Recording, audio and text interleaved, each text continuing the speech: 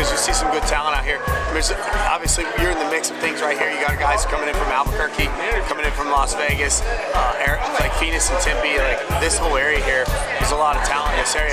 They brought some good guys in from Hawaii tonight. There was an upset in the main event, and I mean, just all the way through the amateur championship bout. I mean, the whole night it started up with some good fights, and so yeah, it was a good night of fights.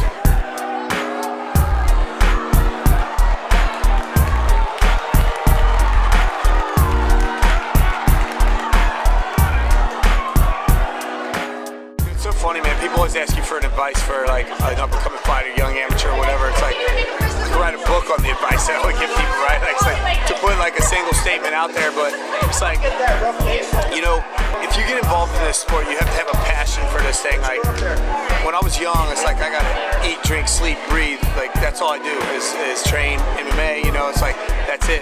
But it's important to align yourself with like an intelligent camp.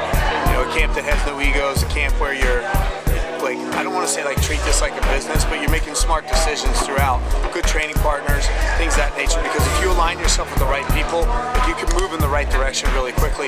And that's, unfortunately, you know, God looking out for me, luck, whatever you want to call it. I believe God has had his hand in this, but that's what happened to me earlier on in my career, and what gave me the you know, the longevity and success that I ended up having is just being aligned with good people right out of the gate. I was just blessed to have that.